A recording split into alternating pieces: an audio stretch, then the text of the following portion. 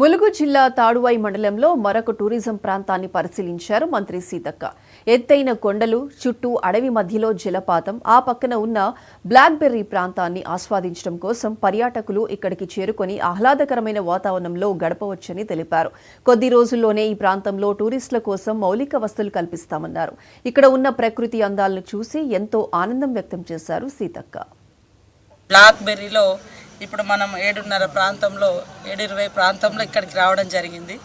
ఇది అమెరికాలో ఉండొచ్చు, ఆఫ్రికాలో ఉండొచ్చు, అమెజాన్లో ఉండొచ్చు, కానీ తెలంగాణ రాష్ట్రంలో ములుగులో మొట్టమొదటిసారి మా కలెక్టర్ గారి ఆధ్వర్యంలో క్రూషియల్ ఫండ్ ద్వారా మా డిఎఫ్ఓ గారు వారి యొక్క నేతృత్వంలో మరి ఒక ఏజెన్సీని తీసుకొని ఇదంతా కూడా న్యాచురల్గా ఉండే విధంగా ఈ జంగల్లో ఈ national highway Hyderabad to Raipur వరకు, అదేవిధంగా మనకు వరంగల్ టు ఏటు నాగరం వరకు, లేదా ములుగు నుంచి ఏటు నాగరం అనుకోవచ్చు. ఆ మధ్య ఈ రోడ్లో తాడవాయి పసరా, అంటే పర్టికులర్గా చెప్పాలంటే తాడవాయి పసరా నేషనల్ హైవే 163 మనం హన్మకొండ నుంచి వస్తుంటే లెఫ్ట్ సైడ్లో ఈ యొక్క బ్యూటిఫుల్ ప్లేస్ ఉంది.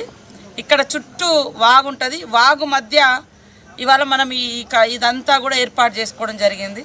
చాలామంది జీవితాలలో రూములకు పరిమితం అయిపోయి ఒక సఫకేషన్లో ఉన్నారు. చాలామంది రోజుల తరబడి ఆఫీసులనే పనిచేస్తూ ఉంటాం. బ్లాక్బెర్రీలో ఇప్పుడు మనం 7:30 ప్రాంతంలో 7:20 ప్రాంతంలో ఇక్కడికి రావడం జరిగింది.